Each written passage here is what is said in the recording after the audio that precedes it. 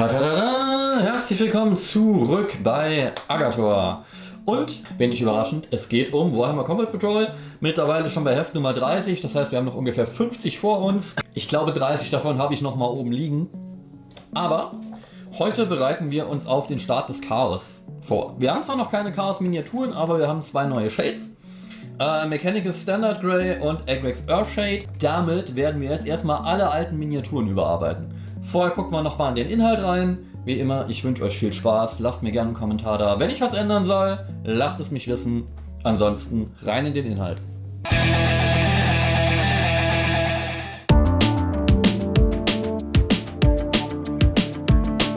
So, nach wie vor kämpfen wir mit der Reflexion. Ich glaube, heute haben wir es mal wieder geschafft, keine drin zu haben. Falls doch, sorry for that, ich sehe es immer erst im Schnitt. Wir sitzen jetzt auf jeden Fall im dunklen Raum und ich werde hier sehr viel aufhellen müssen. Mal schauen. Also, Warhammer Combat Patrol, die Nummer 30. Wir haben zwei Farben, wie schon gesagt, zweimal Wash, Mechanicus Standard Grey und Agrax Earthshade. Da haben wir gleich einiges nachzupinseln. Hier seht ihr es schon. Wir müssen nämlich an den Space Marines wieder ran. Mit dem Agrax machen wir die Papiersachen, wie auch das Buch und den Umhang vom Kommandanten. Innen und außen tatsächlich. Die roten Parts eigentlich an allem. Terminator-Rüstung, Axt, sogar die Rubine werden damit getüncht. Und die Knarren. Ja, die hätte ich jetzt nicht auf dem Schirm gehabt. Aber ja, die Bolter beim Ordenspriester. Und der Schädel. Generell alle Schädel müssen wir damit machen. Da, oh Gott, da haben wir einiges vor uns. Dann, schichtet sorgfältig alle Pergamentstreifen. Da kommt jetzt Wrecker Flash. Da müssen wir dann nochmal drüber, ne? Das neu schichten. Wir haben es im letzten Heft gehabt. Hat sich nicht geändert. Nachdem es getrocknet ist, müssen wir neu schichten. Nicht alles, aber das Rot, das Wrathbone an den Schädeln und das Wrecker Flash. Die Axtgriffe, frage ich mich gerade, bleiben die? Ja. Die Axtgriffe bleiben tatsächlich dunkel getüncht. Sieht man hier auch ganz gut. Das ist nicht neu geschichtet. Der Helm auch nicht. Okay. Und die Eldar kriegen auch noch eine Ladung Agrax Earthshade. Die Tyranniden sind da, glaube ich, raus. Die werden damit nicht behandelt. Bei den Eldar geht es nur in die Vertiefung der Rüstung. Das heißt, die wird wohl nicht neu geschichtet. Auf unserem Jetbike auch in die Vertiefung. Wie gehabt den Mantel hier auch. Und der Mantel wird eben neu geschichtet wieder. Und das war's schon. Okay, bei den Eldari geht es ja noch relativ schnell. Dann haben wir hier Informationen über die Harlekiner. Die Darbietung beginnt mit dem Donnern von Motoren, das sich musikalisch hebt und senkt, während hämmernde Feuersalven den Rhythmus vorgeben. Begleitet von den Todesschreien ihrer Feinde flattert der geschmeidige Tanz der Harlekine über das Schlachtfeld und hält die fehlerfreie Choreografie, bis der letzte Vorhang und Gegner fällt. Ich erinnere mich dunkel an eine Geschichte über eine weibliche Harlekin, glaube ich. Da könnte ich euch vielleicht was zu erzählen. Jetzt fällt mir ein, den Tipp in den Kommentaren, ich habe es gelesen, aber ich habe jetzt gerade nichts dabei, hier ein flaches Lineal oder sowas zu nutzen, um da drunter zu gehen. Ich wollte, glaube ich, die Klinge vom Cutter nehmen. Habe ich jetzt aber vergessen.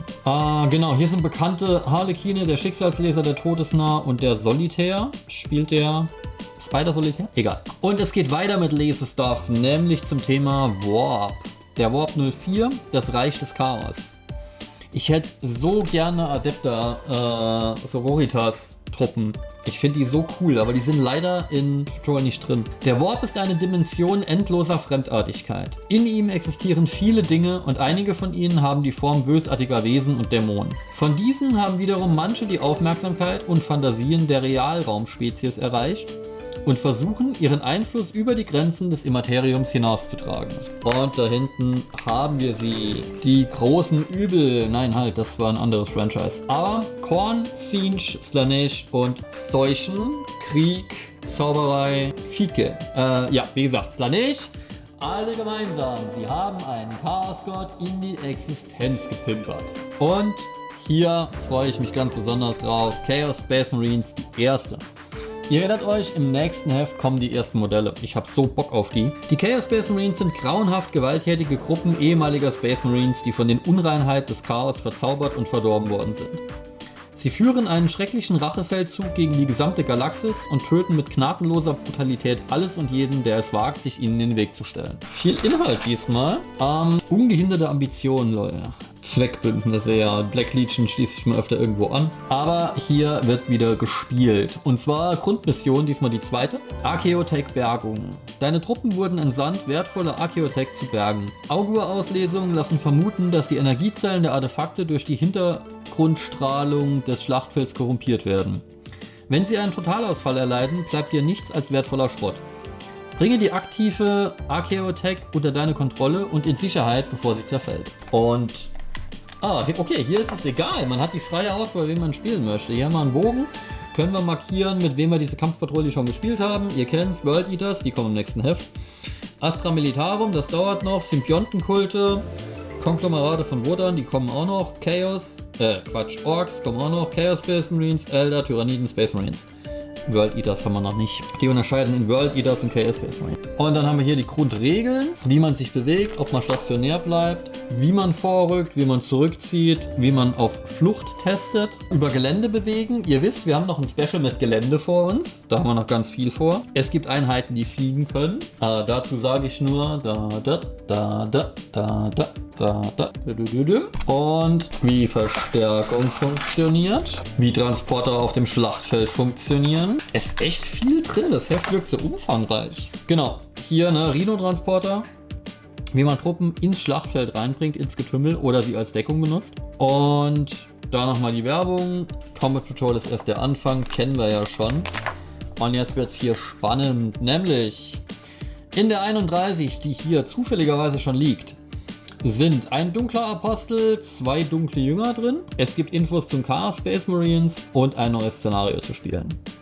Und in der 32, das ist dann schon der nächste Stoß, gibt es Orc Flash und Raglan Flash Shade als neue Farben und Infos zum Langen Krieg und den Eldari. Geil. Dann malen wir mal, würde ich sagen.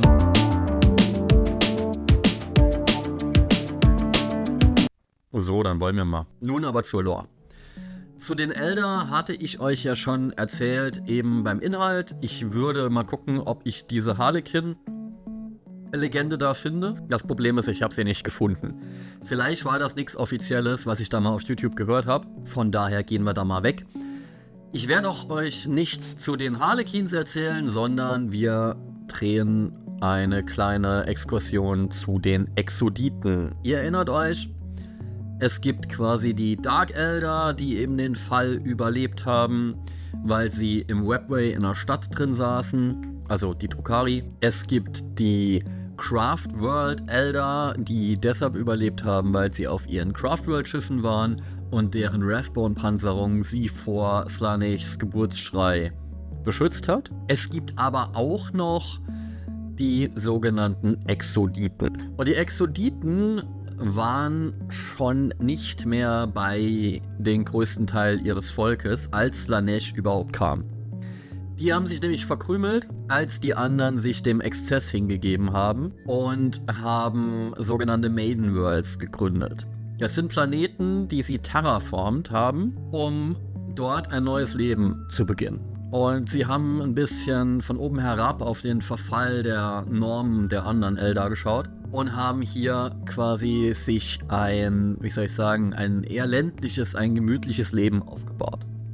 Und als dann die große Katastrophe eintrat und Slaanesh die meisten Eldar verschlungen hat, beziehungsweise ihre Seelen gefrühstückt hat, wurden die Kernwelten ja ausgelöscht. Überlebt haben die Leute auf den Craftworlds und eben auch die Exoditen, weil sie zu diesem Zeitpunkt so weit weg waren, dass sie von dieser großen Auslöschung nicht betroffen wurden. Bis heute leben die Exoditen auf ihren terraformten Welten am Rande der Galaxis meistens.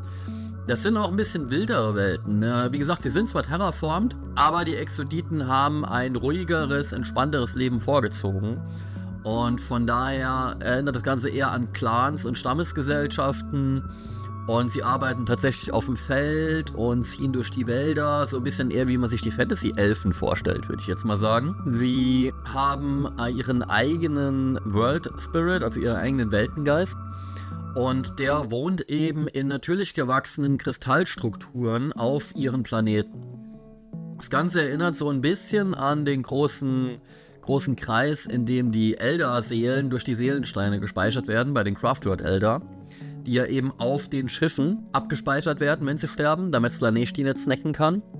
Hier ist es so, dass man natürlich gewachsene psychoaktive Kristalle hat, die auf ihren Heimatwelten stehen.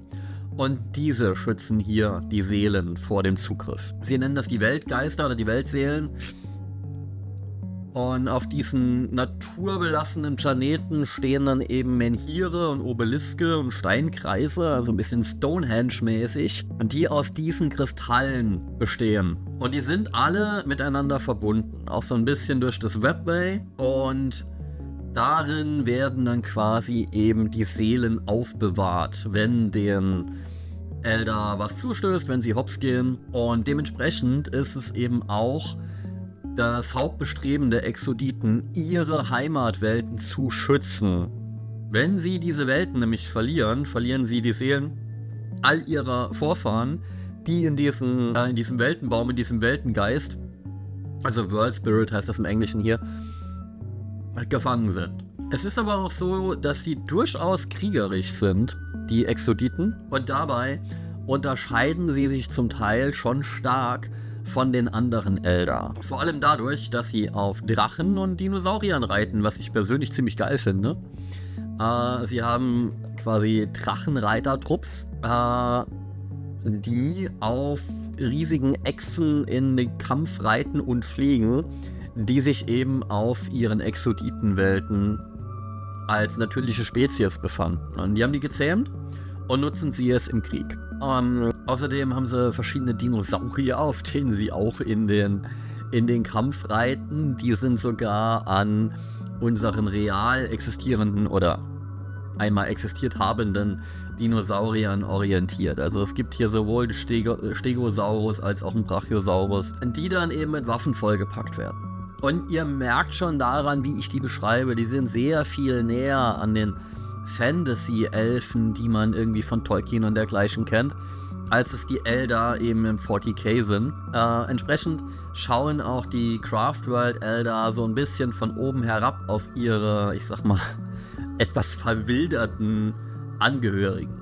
Also da besteht nicht so ein Hass wie zwischen den Craftworld Eldar und den Drukhari, aber ja, man betrachtet sie so ein bisschen versnobbt als die da mit ihrer Landwirtschaft und ihren Drachen ihr Leben chillen, anstatt sich mit Technologie zu befassen. Genau, das zu den Exoditen. Im nächsten Heft geht es dann, denke ich mal, los mit der Lore zu den Chaos-Truppen. Jetzt aber erstmal noch zum Fazit. So, der Drucker ist mal ganz kurz nicht am Laufen, aber er ist eigentlich die ganze Zeit im Non-Stop-Betrieb. Es gibt jetzt nämlich gerade keine Würfeltürme, sondern ich mache mir Unterschränke für den Drucker und das AMS. Wie dem auch sei, Heft Nummer... Scheiße, wo waren wir denn? 29? 30? 30. Heft Nummer 30 wäre damit abgeschlossen. War ein Haufen zu malen. Ihr wisst, 5 der Windreiter habe ich noch nicht in allen Farben gemacht. Von daher ist es wie immer, ich hänge noch ein bisschen hinterher mit einigen Figuren. Das hole ich jetzt aber nach und nach auf. Aber ihr dürftet gesehen haben, wo es ungefähr hingeht von der Richtung. Ich habe von jeder Art Space Marine einen gemacht, den auf den aktuellen Stand gebracht mit Agrax Earthshade. Und alle Eldari außer, ich glaube, 5 Infanteristen, die mache ich nochmal off-camera nach. Auch mit Agrax Earthshade. Tatsächlich die zweite Farbe, das Mechanical Standard Grey, haben wir überhaupt nicht benutzt. Ich bin wirklich gespannt, wo das zum Einsatz kommt, aber wir haben es nicht gebraucht. Im nächsten Heft geht's los mit den Chaos-Truppen. Ich habe ultra Bock da drauf. Ich freue mich total. Bleibt gerne dran, sagt mir, wie es euch gefallen hat. Wie gesagt, nächstes Heft Chaos-Miniaturen zusammenkleben und bemalen. Bis dahin, ihr wisst, wie es funktioniert. Liken, teilen, abonnieren. Ich arbeite an Bonusvideos, das sage ich euch jedes Mal.